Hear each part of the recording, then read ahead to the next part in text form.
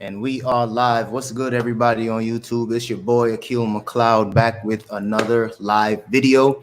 And today I'm simply just going to be answering some of you guys' questions. As much questions as I get, I'll probably stick around for anywhere between half an hour to maybe an hour. So I'll give it some time, wait until some more people start to jump into the stream. But as usual, if you guys have any questions, drop them in the live chat. And of course, after the stream is over, you guys can always drop some questions in the comment section, and I'll probably address them in tomorrow's video, or I'll probably save them until next week's live show. Now, this is going to be very consistent. I'm going to try to do this on a weekly basis, every Thursday, 6 p.m. Mountain Standard Time. And this is really just a good time just so we can engage. If you guys can ask me any questions you guys may have, whether it's Poshmark related, eBay related, entrepreneurial type of questions, anything that you guys definitely want to know, just drop that in the comment section. So we got melodrama in here. Damn, you hella consistent. I'm trying to be as consistent as possible. I think consistency is key. I've been a huge proponent of that, huge believer of that, just being consistent as possible when it comes to trying to reach a goal. And right now my goal is really just to help as many people as possible. I know right now the economy is kind of shaky. A lot of people are dealing with some tough times. So I know there's a ton of people coming over to this whole reselling world. Their first time dealing with eBay, first time dealing with just e-commerce in general. So I just want to be just a guidance, just some guidance, just some inspiration to help people maneuver along the way. And I think I'm doing a pretty good job at it. I mean, so far so good. We gaining subscribers, consistently trying to put out some content so people can get to it. So that's the goal. So let's see who else is in the chat. Sharon Curry, thanks, we appreciate it. Peppermint Tea, what's going on? How you doing? D Steph, I'm ready. Told you got hella questions on today. I'm here. I'll be here as long as people have some solid questions. I'll stick around. I got my water with me. As long as y'all got questions, your boy got answers. Richard Gooden, been watching your channel for a few weeks now. That's what's up. Welcome to the channel. I got some. I feel like the channel has progressed from only thrift store finds to a lot of Ross and like Burlington finds. Now I'm doing more like daily sale videos because I'm not really going out sourcing as much as I used to. But Ross and some of these thrift stores, they're starting to pick up in terms of inventory. I went to Ross today and I picked up a couple pairs of shoes. Nothing crazy, just some cleats. And I think slowly but surely we're going to start seeing an influx of those good shoes that we like those Air Maxes and even some Jordans. So I'm going to keep going, and I'll definitely bring in some. I'll bring my camera so I can do some in-store footage for you guys, because I like making those type of videos because I think it's just real good to see how I operate while I'm in those stores. Michael, thanks for going live. No doubt, no problem. I'm here. So let's get the roles. Mikhail Johnson, love the knowledge of reselling, good role model as a man of color. Love it, brother. That's what's up. I appreciate it. Thank you very much. Yeah, I wanted to start selling on multiple platforms, but the way the economy and pandemic is looking, I don't know if I should wait or not. Definitely, you don't want to wait. You can start today. You don't even need to invest any money. You could start today simply with the stuff you have in your closet. Last week, I had somebody ask me a very similar question. They basically said, if I was to start over brand new, what would I do? And I would just start with stuff from my closet. You know what I mean? If you want to even start on a lower end and try to get like more affordable stuff, you might want to start in the thrift store, start at garage sales. I feel like those are places where you can kind of negotiate and get some really good deals and some steals. But you could just start with stuff you have in your closet. If you have anything, whether it's clothing, whether it's old shoes, whether it's older electronics, any and everything sells on eBay. So if you got a little something, you kind of just use the snowball effect and just literally make $10, reinvest that same $10 into the business, and just keep going from there. And it works wonders. Trust me. It's one of those things for me where when I first quit my job, I was trying to figure out what I could do and what I should do to really get some money and kind of build up some traction. And I literally had a bunch of shoes because I was always collecting, but I also had a ton of sneakers as well. No, I said a ton of shoes because I was a collector, but I had a ton of suits because that was my style. So I had a ton of suits, and I literally just started selling some of those items, and it literally was a snowball effect. From that, I never necessarily invested a ton of money into my business. I just started with what I had and kept going. Watching since day one, support Black business. Amen. You got to keep it going. We got to. I actually just supported some Black businesses on Instagram. I saw some t-shirt companies. There was one, there's this podcast that I follow in case that you guys are looking for like podcasts. I know somebody had asked me a few weeks ago, what are some of the podcasts and books that I listen to? And one of the podcasts is called Earn Your Leisure. And I just ordered a t-shirt from them just so I could support the brand because they've been putting out a lot of content. So I'm gonna give them a shout out right now.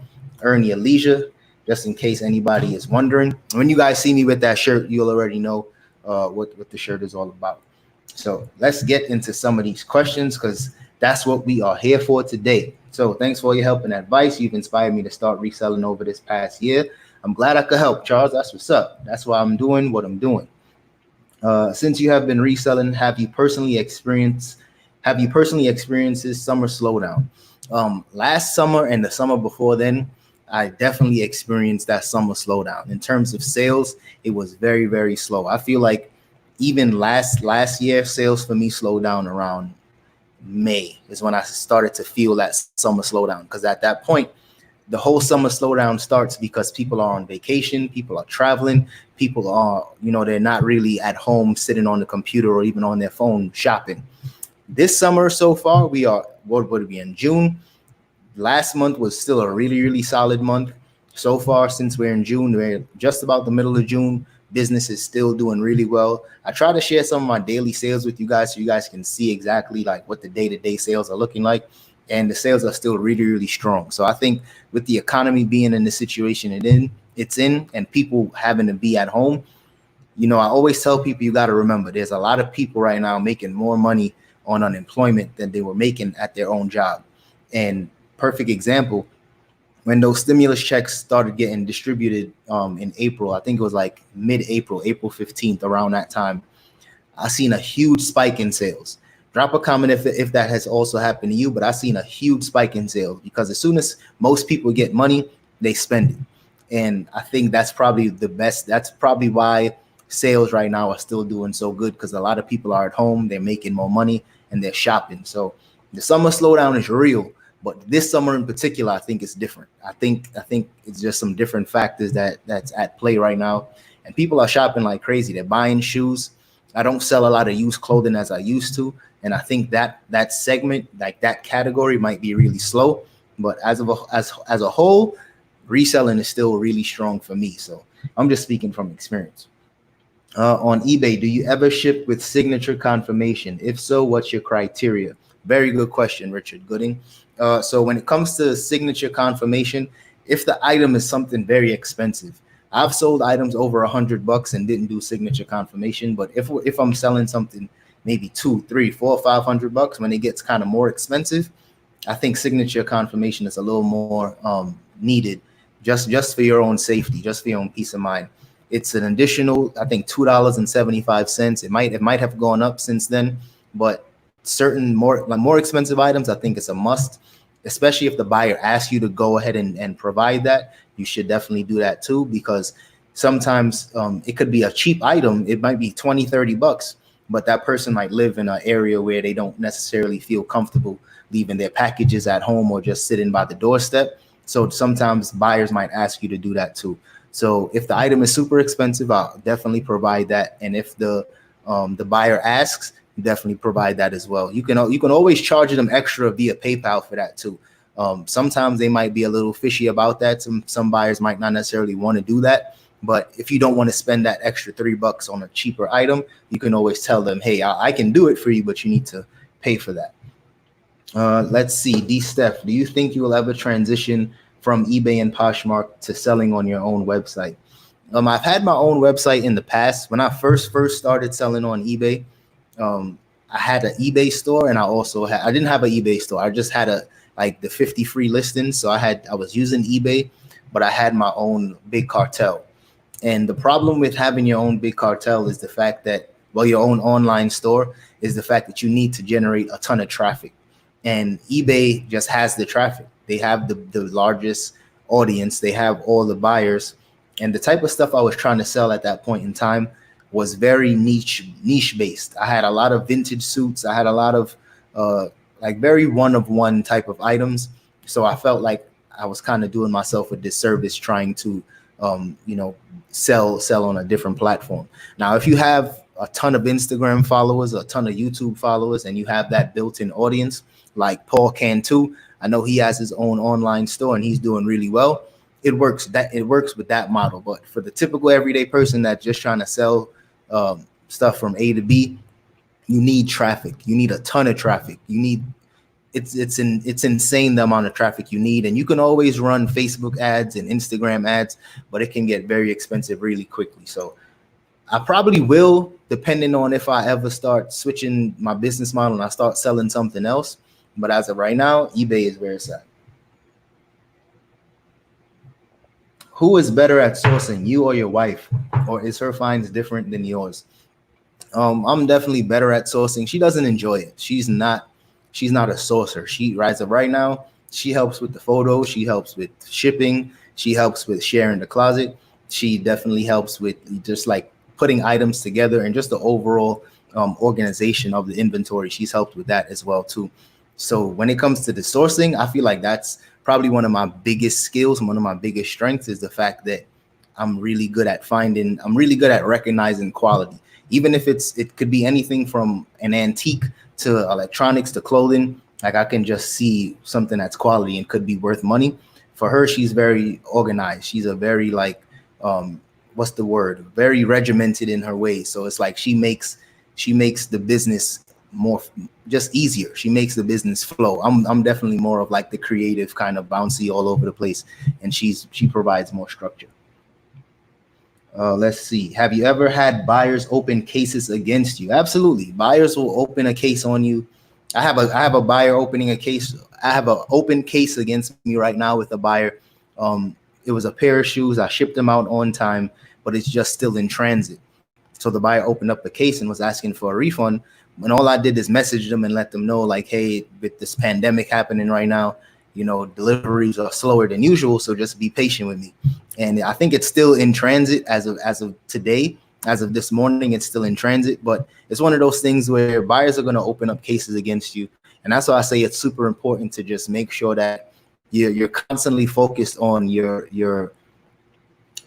the word I'm looking for. You gotta be focused on your reputation. You gotta have a solid reputation on eBay, because if you're known for shipping out items on time, if you're known for just providing good customer service, most buyers are going to be more understanding. But if you have a ton of negative feedback, you have a ton of neutral feedback, buyers might not even open a case. They might immediately go to PayPal instead of really trying to be patient. So, I mean, it happens to the best of us, but it is what it is. Let's see. Oh, I see somebody sent $5. That's what's up. Thank you, Keenan. I appreciate you. I appreciate the amount of content you have been putting out lately. Thank you. I'm trying to do what I can out here. I'm trying to work as hard as possible. And I feel like it's one of those things where, like I said, since I'm not out there sourcing every day, I feel like that was my consistent daily. That was a part of my day. So now I'm trying to make videos a part of my day, at least every other day. But thank you. I definitely appreciate that. Let's get back to some of these questions. So when you started reselling full time, what did you do about health insurance? Love the channel. Health insurance is a very popular question. What did I do about health insurance? I just didn't have it. It was too expensive. It was literally one of those things where I couldn't afford. And then at the end of my first year, I remember having to pay that penalty tax that you had to pay if you didn't have health insurance. This was, I think, 2018. So it is what it is. I just didn't have it. Now I have it, but it's just super expensive. So you just got to do what you got to do when it comes to health insurance. It's important. We all need it, but it's super expensive. Let's see. I actually started small already, selling things out of my closet, but I'm at a point where I wanted to sell on a larger scale, but I feel as if the pandemic is holding me back in a way. Second wave. I can't even. You can't think like that. You got to think positive. You got to be one of those type of people that push, because when stuff happens in the world, there's always going to be tough times. And I don't even remember the saying. I'm probably going to butcher it, but the saying goes something like, tough times don't last, tough people do. And you got to just keep pushing. Even if say you invest some money into your reselling business and it doesn't pop immediately, it's a lesson. You learned a lesson. You didn't necessarily waste any money. And as long as you continue doing it and as long as you stick with it, you can't necessarily fail. You know what I mean? It's like there's been so many mistakes that I've made, but I just kept pushing and, bounce back eventually. That's what business is all about. It's all about taking risks. It's all about betting on yourself. So at the end of the day, even if there's a pandemic and the economy is looking a little shaky, you can still handle some business and you can still make it work in your favor. You just have to, think positive and really put in the work. It's one thing to think positive and just not actually be productive. But if you're thinking positive and you're doing the work, it's going to work out in your favor. That's just what works for me. And it's been working for me forever. So that's the best advice I can give you.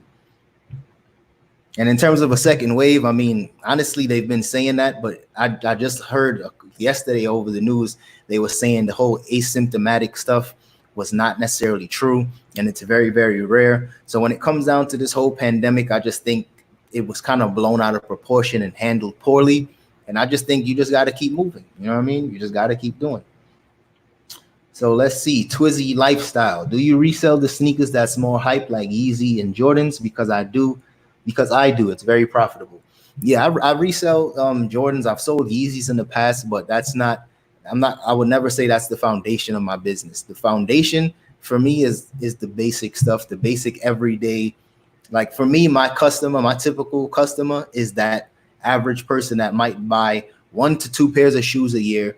Nowadays, sneakers are more popular. So maybe they have 3 or 4 shoes under their bed or in their closet. And they might see something nice that they like and they buy it for me for under $100. That's my typical customer. Now, I sometimes come across shoes that's really dope, really rare, and I might sell them for, $300, $400, $500. But those type of stuff doesn't happen. At least for me, it doesn't happen every day.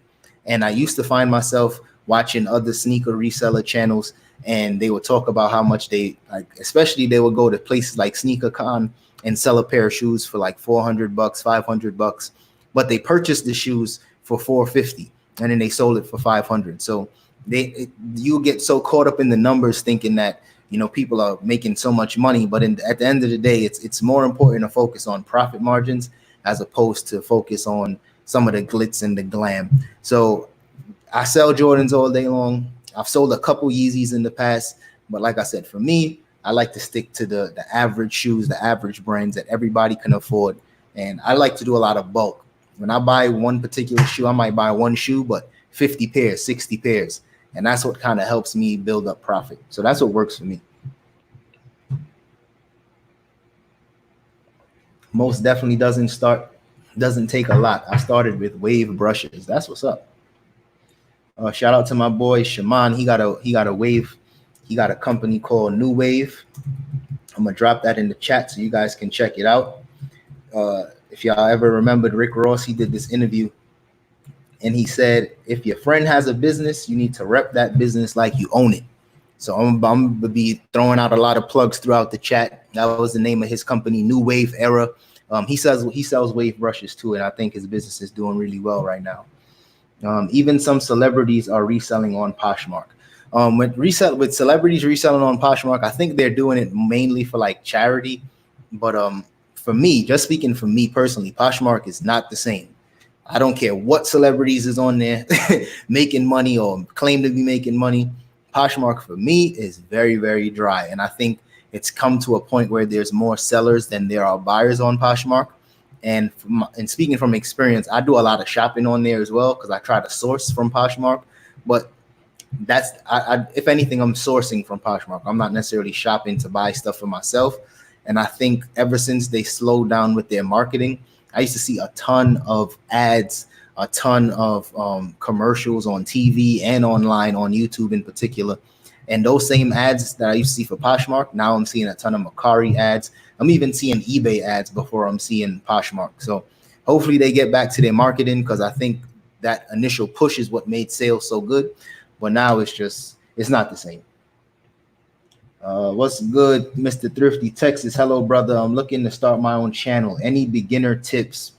Oh, that's what's up. You could definitely start your channel. You can, if you have a good quality phone, I would say use your phone. You don't even need a camera. In the description, I think I have the exact camera that I use and the lens. It's the Sony A6000 and to Sigma 16 to I think 16 millimeter lens on there. And I think I have all of those links in my eBay description. You can literally just start your channel. Just be consistent. You know what I mean? It's gonna take a while until you actually get monetized and you can start earning money from your videos. It took me about 6 months. I started in August and I wasn't monetized until December. But if you start today and you're as consistent as possible and you just focus on putting out value, you can definitely get your channel monetized, even probably faster than me. For me, I just put out a ton of content and I tried to build up those watch hours. But the two things you're going to need to focus on is building your watch hours, and that's going to be 4,000 watch hours, and your subscribers. You're going to need at least 1,000 subscribers until you're monetized. But like I said, if your goal is just to put out value and just to help others, just put your content out. Don't even worry about views. Don't even worry about money. And the views and the money will come, but you just got to focus on the value.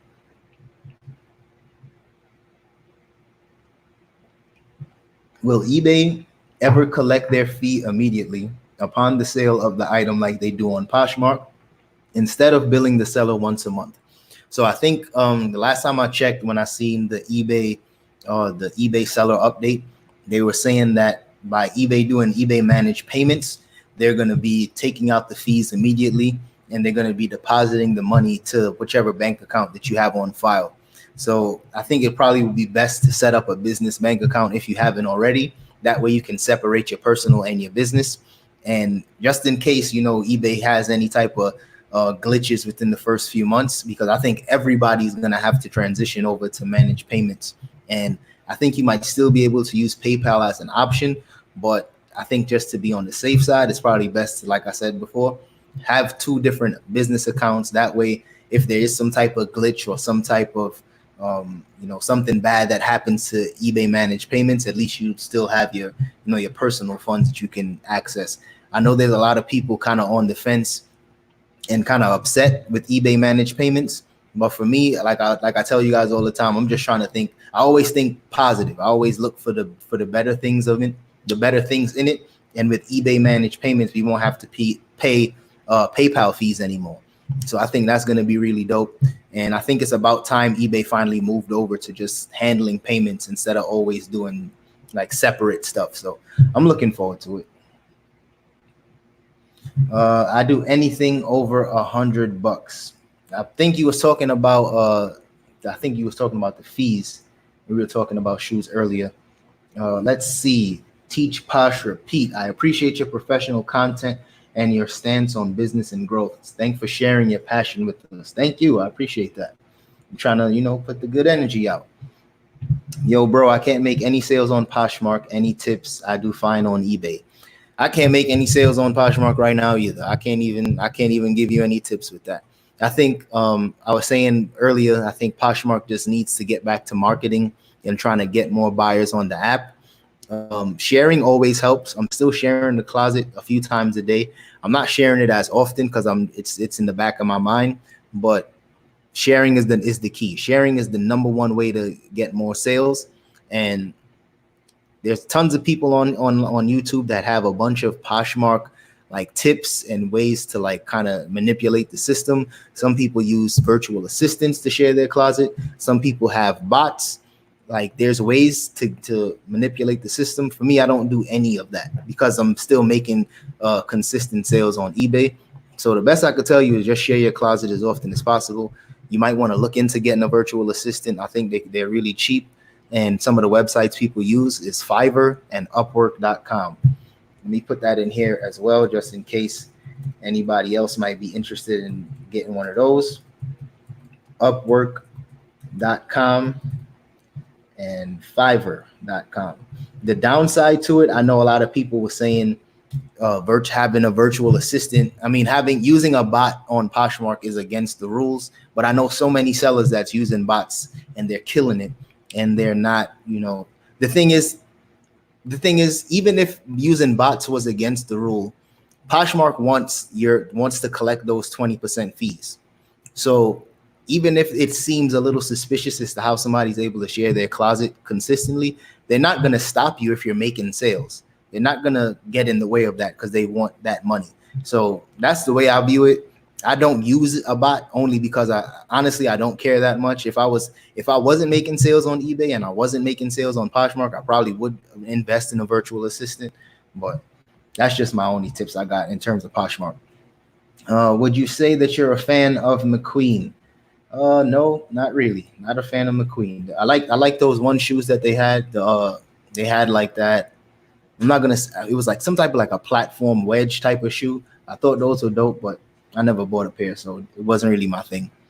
Used Jordans are not moving right now on eBay that much.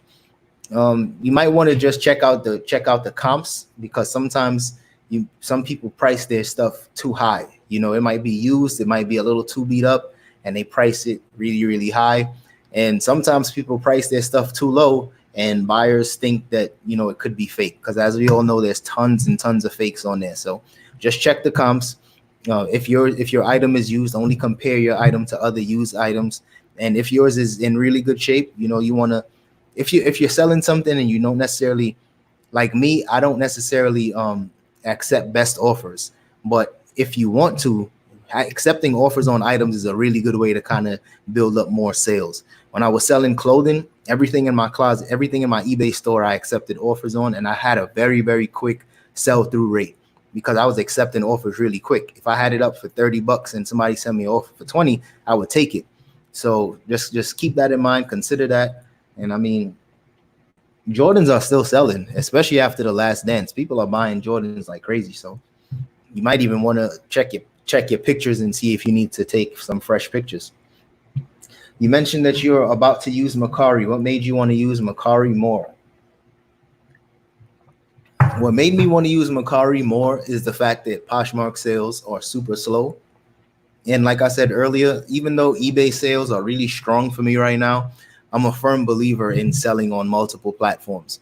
I'm not sure if that mindset is outdated, because some people might even say if eBay's working, if it's not broke, don't fix it. But for me, I'm so used to selling on two platforms at this point. I feel like I need to transition over to eBay. Transition over to Mercari, but I'm still on the fence about it right now. I actually didn't even put any listings on Mercari yet, only because eBay stuff is selling, and it's selling pretty quick. So, I mean, if I do start a Mercari, I'll let you guys know, and I'll do a full video on that. But I'm really just considering it because I know it's important to list on multiple platforms. Let's see. Also, what did you do about business insurance? Business insurance, you can get business insurance, and I don't think it's super expensive, but I don't have business insurance. I definitely don't have business insurance. That's not even something I was even necessarily thinking about. I think that's more important if you have like a commercial space, but I don't have a commercial space. So that's why I didn't really think about it. I have a S Corp set up. So do I. I have an S Corp as well.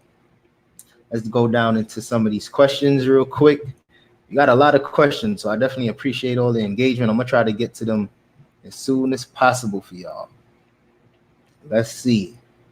How many shoes have you sold over the last year? Probably just of 2020, I think just about over 500 shoes so far, and we're in June. Since I've been reselling, probably, I don't know, a few thousand at this point. I've sold a lot of shoes. Between eBay and Poshmark, I've moved a lot of inventory. Do you buy liquidations? So no, I haven't bought liquidations. I actually did. Well, I guess I can say I've done that once. Dillard's in my area is kind of like a Macy's, and they were going out of business, and they had a huge liquidation sale, and things were 90% off. So I did that in person. I went to the store, and it was local, and I bought a bunch of pants. In terms of like liquidation.com and some of those other websites that a lot of us know, I don't necessarily do that because I think it's just the margins are not there for me. I've never experienced like a lot of good margins or seen any listings that was really intriguing. And I don't spend enough time on those websites either. People that see a lot of success buying liquidation lots, they're usually on top of it. That's a part of their sourcing strategy. So they're on it every day. So for me to compete with them, I'm gonna always lose because I'm a very casual shopper on liquidation websites. Whereas somebody that shops there every day, they'll know how to, manipulate that system better than me. Be aware, Akil, I had a buyer open a case for an item that was in transit due to USPS routed item incorrectly. Buyer demanded money back and eBay customer service cited for the buyer. Okay, so what did they do? Because if the item was in transit and the buyer because the buyer eventually always receives the item, they eventually always receive it. So when the buyer received the item, did you open up a case again and did you try to get your money back? Because the buyer will eventually get the item unless it was lost in transit. Then that might be a different situation. But let me know what actually happened with that situation. Let's see. What made you switch to predominantly shoes? Loving the consistent videos. Thank you very much.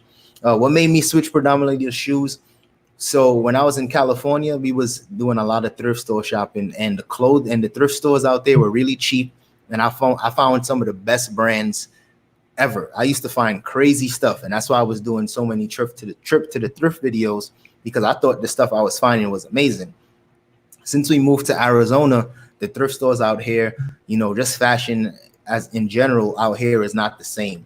So finding the same quality items, finding those same type of brands, virtually impossible. Like I might come across cool and maybe some dope like Nike stuff here and there, but I used to find Lululemon and Patagonia and cool every single day. Like a lot of those brand like Viberg boots that sell for hundreds of dollars. I used to find those type of items on a regular basis. So since we moved here, I just had to pivot, and I realized I was able to find just better deals. They had a lot of outlets out here, and the Ross, Burlington, Marshalls, they're just way better out here as opposed to the ones in California. So just like any other business model, I had to pivot to figure out how I'm going to consistently make sales. And this was the best move that we could have made, because I'm making way more money doing this than I was thrifting. And I feel so much better doing this because the constant going to the thrift store, it was the thrill of the hunt was there, but I felt like I spent too much time thrifting.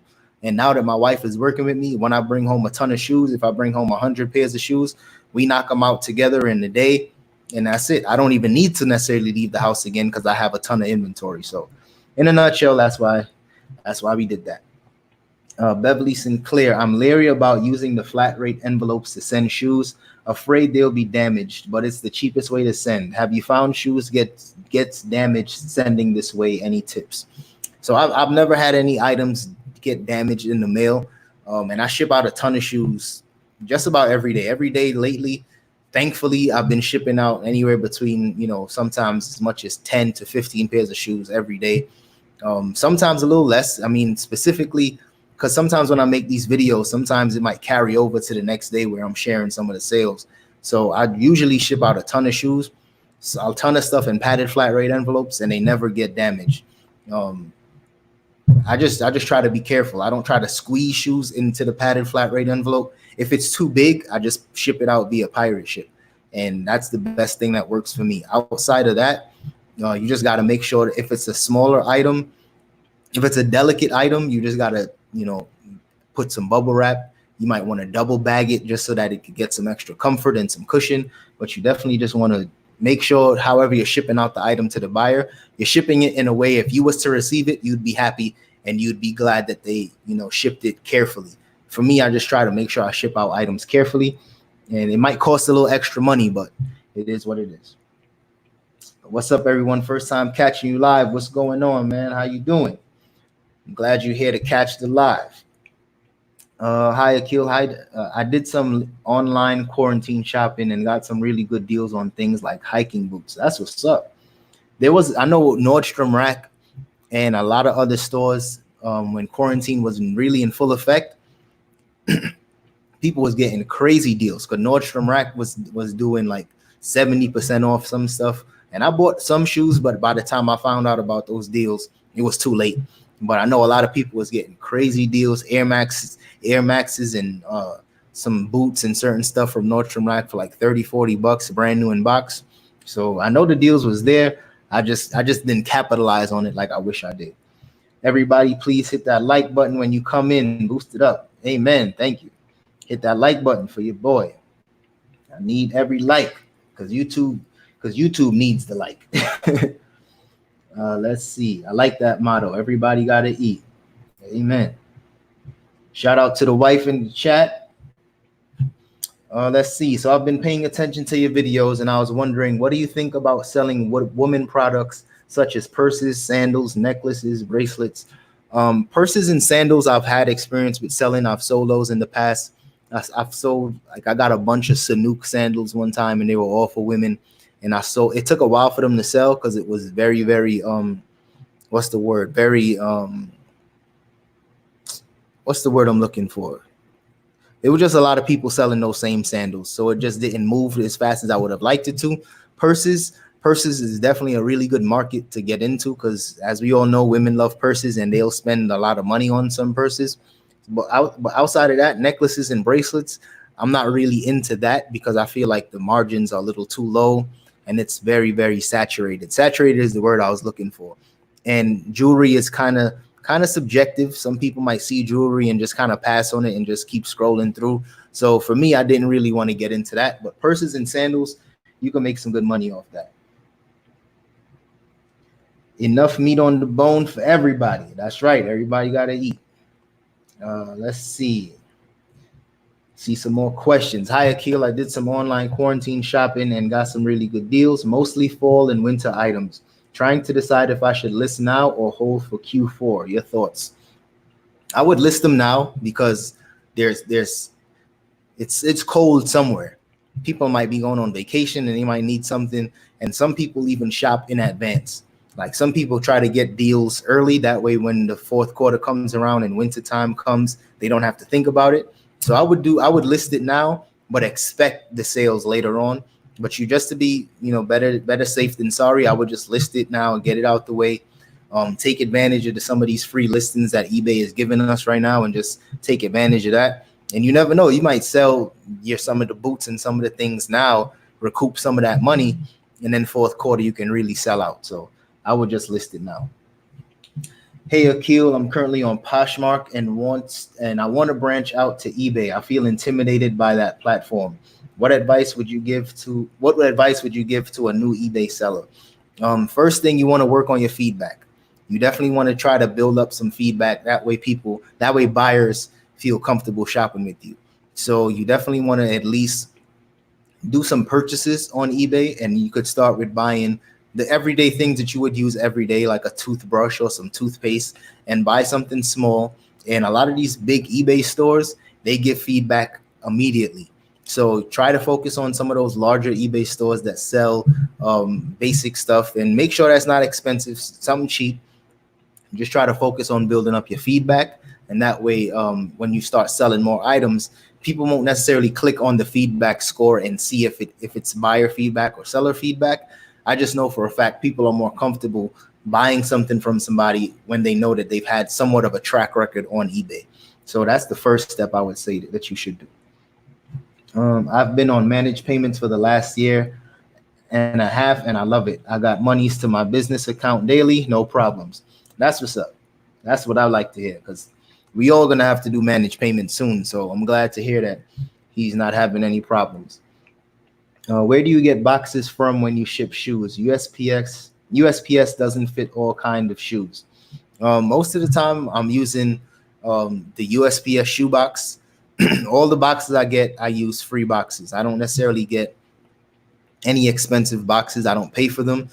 There's certain cases if I'm selling something and it's a really big shoe box and that box itself can't fit in a box and I need to double box it, I might go to like a Walmart, or I might go to a store and I might ask them for a box, but I never pay for boxes. I rather just go and ask somebody for if they have any boxes in the back or anything like that. Sometimes I might even go to the post office and ask them if they have a large box in the back. And that's worked for me several times. Sometimes because they're so familiar they're so familiar with me where they see me every day.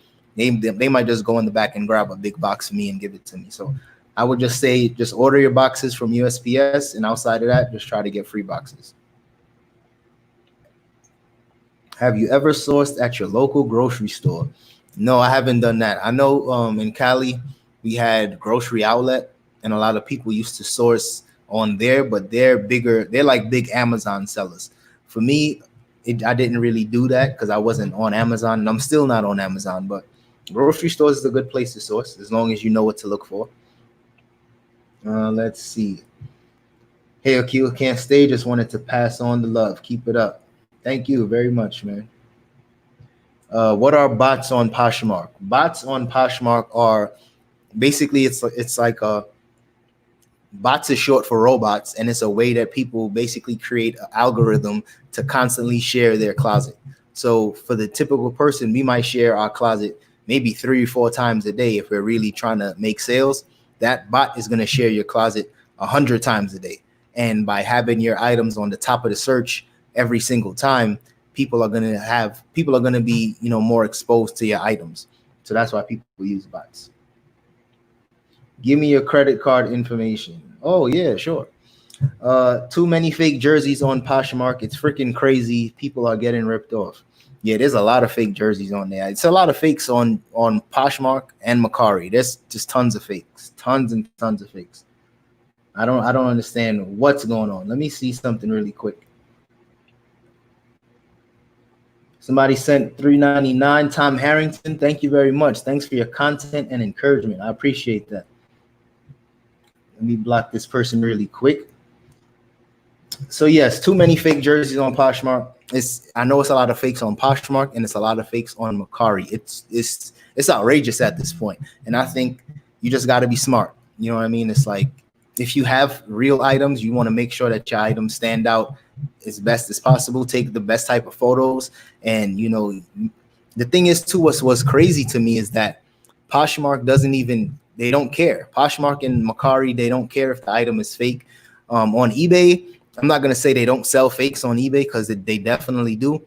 But people get reported on eBay, and eBay kind of cracks down on fakes a little harder than other platforms. So it's just something to think about.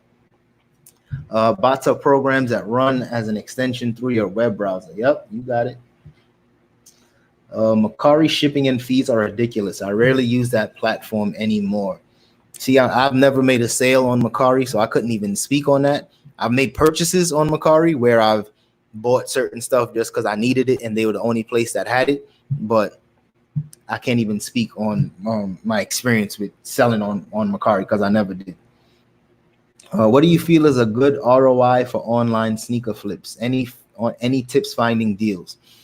For me, I try to, if I can make anywhere between 25 and 35 bucks in profit on a shoe, for me, that's really good. I don't spend a ton of money on shoes. Like, my average cost for shoes is usually around 30 bucks. So if I can, double my money, I try to do that all the time. But even if I'm buying a shoe and it's, say, 80 bucks in Ross, if I can make 40 or 50 bucks on that shoe, I'm definitely going to grab that up. So I'm not one of those people that have like really strict rules, because a lot of times I sell stuff that I like, and that could kind of get you in trouble. It might be a pair of Air Max or just a pair of Jordans that doesn't necessarily sell for a ton of money, but you want to have it in your store. So for me, I find myself doing that fairly often, but I don't necessarily have real stringent rules on like how much to sell items for. As long as I can make some decent profit on it, I usually take a chance. What are the best shoe sizes to pick up for resale? The best shoe sizes I would say is 8.5 to 13. Anything after that, it gets tough. 13.5, 14, 15, it gets tough. It gets slow because those are larger sizes and you're dealing with a smaller crowd. But 8.5 to I think 13 is really good. I used to say 11.5 was a tough size to move, but I've been selling so many size 11.5s at this point that I don't even think that's true. So anything between 8.5 to 13. Let's see. Royal King. This person was talking to somebody else. Are you familiar with Rakuten and Grailed, and what are your thoughts on those apps? Rakuten, I'm not too familiar with that, but I know Grailed. Grailed is really just for men's streetwear, menswear. It's just men's clothing. And I've never tried Grailed. I looked into it. I set up an account, but the same items I was gonna list on Grailed ended up selling on eBay. So I just never did it. But Grailed is definitely, if you have more like Bape, or if you have like BBC and those type of brands that people are looking for in those apps, you can definitely do well on there. The reason why I don't necessarily mess with it is because shoes, for me, if I'm selling more expensive shoes like the hype stuff, if you sell items that's over $100 on eBay, you don't have to deal with those fees. Any athletic shoe over $100, you don't have to pay fees. So for me, I rather just do that as opposed to messing with any other company. And for me, I just think eBay figured it out when it came to shoes. And since that's what I'm predominantly selling, I don't usually go to any other platform. 9 through 10.5 is what I stick with. Any bigger or smaller is special case. Yeah, because size 8 is tough. 8.5 moves a little faster, but I have a bunch of size 8s and they're moving super slow, super slow. I think the best sizes is like 9.5. 9.5 sells really good. That's like the money size. 10.5 is still popular sizes. People, that's like an average shoe size. But yeah, you're right. 9 through 10.5, I would stick with that. What platform do you think is best for new shoes where you won't get many lowball offers? When it comes to lowball offers, the best way to counteract receiving lowball offers is just to not accept offers on eBay. And on eBay, I think that's the best place to sell new shoes, especially if it's over $100. But for me, I was tired of getting those lowball offers. I was getting them every day. Anytime my phone, any notification on my phone, it was usually a lowball offer. So I just stopped accepting offers on items. And on Poshmark, like I said, my sales are super slow on there. So when I do get an offer on Poshmark, it's usually a lowball offer, and I just decline it. So the thing with offers and lowball offers in particular, I know they piss us off, but it's on us whether we want to accept it or not, whether we even want to engage with people. And for me, I just don't. If it's a lowball offer, I decline it. And if they keep sending me lowball offers trying to be funny, I block them. So that's what I do. Jane Simmons, hello from Ohio in the building. What's up? You'll always get lowball no matter what app you use. Amen. That's a fact. Thank you for your content, my brother. No problem. Glad people are enjoying. Well, the item wasn't. Oh yes, let's get back to this. Well, the item was in transit for about 3 weeks because USPS routed to the wrong location. Pandemic issues caused a slow turnaround. Phoned USPS for RTS, but as to date, package still bouncing around. That's crazy. Oh, return to sender. Yeah, that is crazy. I mean, hopefully you get the shoes back, because at the end of the day, you will need that shoe back so you can sell it. I mean, it's probably going to take a while, but I know for a fact shipping anything to New York City is taking a lot longer than usual, because I shipped out something to my mom for Mother's Day and she didn't get it until like 3 to 4 weeks after Mother's Day. So I know shipping to New York is super slow, but with this pandemic, it just has its ups and downs with it. You know what I mean? Yes, people buy all types of clothing all year round. That's a fact. I hit a big lick at North Face. I bought 50 pairs of shoes. That's what's up. The thing with North Face, especially on eBay, I know North Face is one of those brands that's on the Referral list. So you could sell it as used, but brand new stuff, certain stuff, selling it brand new, you might get a Referral strike. So I'd be cautious on listing it on eBay, because I know for a fact it's on the Referral list. But like I said, I've sold North Face in the past. I don't know if I ever sold a brand new North Face. So just from experience, I don't want to tell you list it on eBay and then you get in trouble. I would probably try to sell it on Posh or Mercari or something, but I know for a fact North Face is on that Referral list. Make sure to use priority mail for shirts over $50. Sent one out first class and it got lost. Never found the item and it was lost in transit and I had to refund the buyer. Damn, that's crazy, but it makes sense though. $50, I would ship if I had a shirt that sold for $50, I probably would ship it out in a priority, probably like the priority envelope. That's $6.94. I would probably do that. Thankfully, that's never happened to me, but like you said, it happens, especially now where packages are getting lost. It's tough. What are your favorite brands to source? Um, when I was thrifting a lot, I used to like certain clothing brands like Lululemon, Patagonia, all those type of stuff. Now that I'm just going to outlets, it's real simple. Nike, Adidas, that's some of my favorite stuff to source because I know that like people want those items and they sell fast. Thrift store related stuff like those random one-off type of brands. Um, I try to focus on like jackets. I try to see if I can find like vintage pieces that's kind of rare, kind of dope. But for the most part, I can't even think of like brands that I usually search for. I got a ton of old thrift trip to the thrift videos, and I'm talking about a ton of brands that are kind of rare. So you might want to check out some of those older thrift trip to the thrift videos. But as of right now, what I'm sourcing currently, literally just Nike, Adidas, whatever Marshalls has, whatever Burlington has, real simple stuff. Thank you. I was just naming women products, but my man was purses because women love to switch it up. So thank you again and hit the like button, guys. Yes, hit that like button, please. Keep hitting the like button. Let's see. Thank you for the feedback. That's what it was. Women products. How does clothes do for you on eBay? Right now we're still selling clothes. I'm seeing better sales with brand new clothes than used clothes. I don't know if because of the pandemic, people are kind of nervous about used, but brand new items, especially some of those stuff that I bought with from Dillard's that was liquidation, some of the stuff that I got from Honcho Wholesale that was brand new, all of those stuff are selling really good. It's not selling super fast, but it's selling in a decent amount of time and the profit is there. Used clothing, I'm not really doing too well with used though. What about men's clothes? What are the best sizes? Large sizes always sell best. If you can find extra large and bigger, those always sell best. And same for women. Plus size clothing for women always sell best. Do you think you are going to hire employees as you expand the business? Nope, I don't want employees. I don't want that type of headache. I think me and my wife working as a team, I think we can, even if we were to get a ton more inventory, I think we might just be busier, but I don't think I'm at that point where I actually need more hands on deck. I think between the both of us, we got it under control. Do you tell your buyers on eBay to rate you 5 stars? I know that some people include cards to remind their buyers to rate.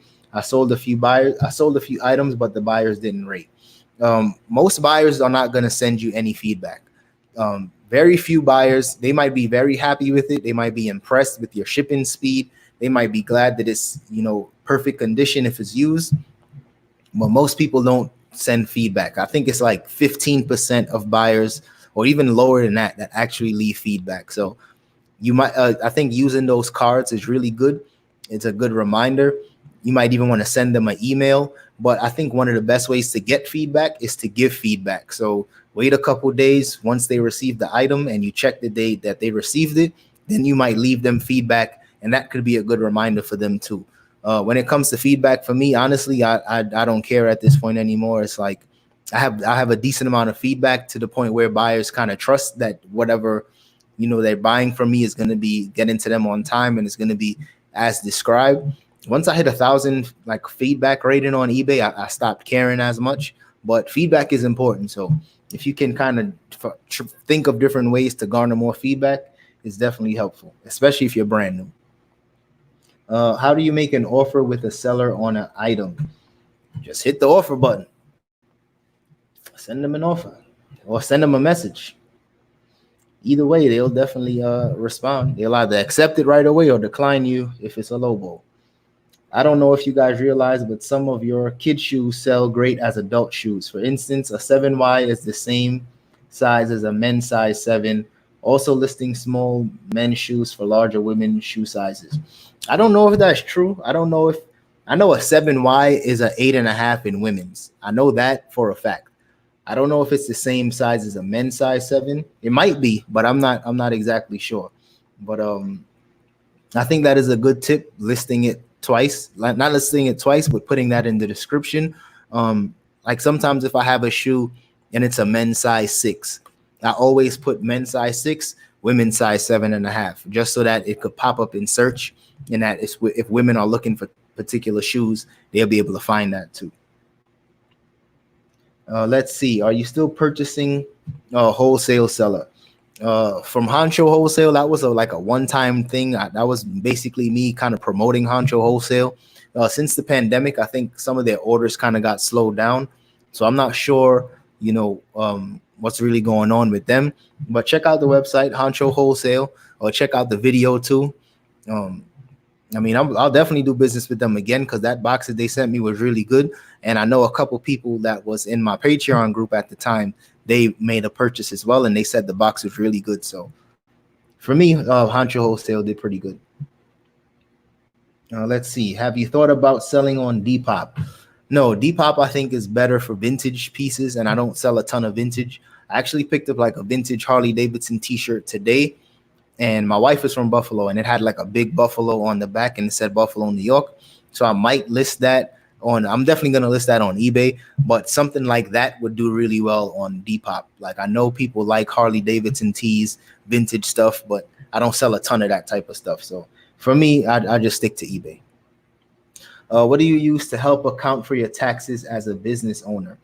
To help account for your taxes, I actually need a good accountant right now. Like for me, what I do is I just try to keep all of my stuff separate. That's why I did the S corp. That way I can literally separate my business from personal, and I use everything. All my purchases are on a credit card. I don't use cash to do any sourcing and stuff like that.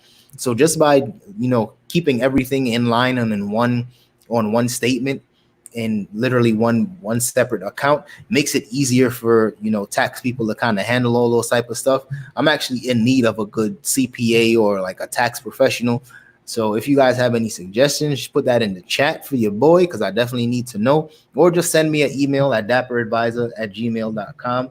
But as of right now, I know the deadline is coming up pretty soon, and I'm definitely going to need a new tax person. So if you guys got any suggestions, or if you're a tax professional yourself, send me an email.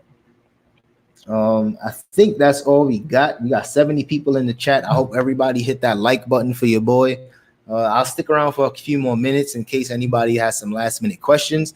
But this was a really good live show. I'm probably going to chop this up and put up a video later on next week and kind of highlight some of these questions, because these were some really good questions. So I appreciate y'all hopping in the chat and just engaging with me, because this is what it's all about. I feel like right now, I know some people say sales are slow, they're at home, they're bored, and I figured if I'm trying to be consistent as possible, just trying to put some good content, some good energy out there, good energy flows and it comes back. So I'm just trying to put that out, and just good energy, good vibes. So let's see if we got any last minute questions. We got some questions. We're going to be here. So let's see. For a newbie that wants to try to sell clothing rather than just shoes, what is your strategy for looking up clothing when there's no style number, unlike shoes? If you can find sold listings of it. If you can't find sold listings of it. That's a good question. So when I first was sourcing stuff on eBay, when I first was sourcing from thrift stores, like I said, I have a really good eye for quality. So sometimes I might see a brand and I've never seen that brand before. So I usually would just search it in eBay and pull up the comps. If I couldn't find comps for that brand, then I'm going to Google and I'm going to see if that brand sells in any certain stores and how much they sell it for in those stores. If I can't find anything on Google and I can't find anything on eBay, I might check other platforms like Mercari and Poshmark and see if I can find any sold listings or like any comps that way. And if it's a brand it looks like it's high quality, but there's no record of sale or anything like that online, I usually pass on it, to be honest, because it's one of those things where it's like it might be something special, but at the same time, it might not be. And very, very rare, seldomly would I take a chance on something that I have no clue about. If it's something that looks super valuable and if it has like pearls on it or gold or something crazy like that, of course, you're just going to buy it and just probably take it to an antique shop and have somebody look over it for you. But if I can't find any record through eBay or Google, I just pass. Let's see. We got a lot of questions. All right. When are y'all going to start a family? Dom. They said, when we going to start a family? you about to hop on camera? When we gonna start a family? We got plans. We got some big business plans first. We gotta first secure a house. That's I'm telling y'all, number one. Oh, she about to come out with the sunflower robe. Here she go. You, the camera right there. Hey, we will start a family when we have more stuff set up, okay? I feel like everybody asks us that. If y'all want to start a family, send us $40 for diapers today. Do that, okay? Let's be honest. Diapers are expensive. Formula is expensive. Babies are expensive. I'm trying to get abs first, okay? I don't want a pregnant belly until I have abs in my life at least once. So that's the honest answer. So I'm working on it now. I'm almost there, so who knows? But if you really want us to have a kid, come babysit for us and send us $40, and we'll think about it. Have a good night. So, like I was saying, a house first, abs first, baby next. In that order. That's what's up. We appreciate your knowledge. Thank you very much. Y'all gotta love the wife, man. Thanks so much for your great content. I just found your channel recently and love it. Thank you very much. I got some more content on the way. Let me scroll down real quick because I know people got comments about that. My man said Pediasure or Infamil. Yeah. Keep it real, sis. You already know. See, they like, oh, I like her. Me too. Let's see. Are you going to do a video on how you touch up or clean shoes like dress shoes or leather shoes? Absolutely. Let me fix this camera real quick. I'm seeing it looking real glitchy on my end. I had to fix that real quick, but I've done some videos in the past on how to clean leather shoes. Just go to the channel and you can definitely find leather tutorials, cleaning leather shoes, I've cleaned every type of shoe from leather to suede to fabric knits. I've cleaned them all and I've done tutorials. I even done a tutorial on, I bought a pair of shoes and it had wax on it and I showed how to remove the wax. And I know it's a random video, but I said somebody one day might need that. So I did a video on that too. So if you want the content is definitely there. Let's see. I went to Ross today and it sucked. Yeah, Ross is definitely not. In certain parts of the country, Ross is not good. Ross is Florida. Ross is terrible, but in Arizona, Ross is pretty good. What's up from Vegas? We got Vegas in the building. I went to Ross today and it sucked. Yeah. I'm done with my questions for the night. Thank you. Thank you for joining. Your wife is me. I say that verbatim. I feel y'all. Me and my husband get that pressure all the time. Y'all get them together. Yeah, it's one of those things where it's good that people want us to have a family because, you know, that means they mess with us. But at the same time, I mean, we're not in a rush. It's a part of the goal, but we're not in a rush. I'm sorry, y'all, but people ask me when we are going to have kids. We didn't even hit a year in our marriage yet. Yeah, we got some time. We were supposed to travel a lot this year, but of course, with the pandemic, all those travel plans got thrown out the window. So now we're focusing on getting a house. So the house comes first. Then she got to get these abs. She probably get the abs before we get the house. But the abs, the house, some more assets, and then, then the baby. On Mercari, you can use your own shipping like Pirate Ship. You don't have to use Mercari shipping labels. Okay, that's what's up. That's good to know. But I'm eventually sell on there, but not yet. I'm learning how to clean those sneakers. Yeah, check out the channel. I got a lot of content on cleaning shoes on there. Like I said, dress shoes, sneakers, everything. So that's all I got for today's live show. This was really good. I appreciate it. Like I said, every Thursday, 6 p.m. Mountain Standard Time, I'm going to be doing these live shows. Literally just sitting here answering you guys' questions. Sometimes I might have topics that I'm going to discuss. But days like today where I didn't really have any topic, I just wanted to answer some questions. So keep the same type of energy. If you guys have questions throughout the week, just drop them in the comment section. And as I'm putting out these videos, I'll eventually get to them. So thanks again for the support, and I'm going to see you guys in the next one. Peace.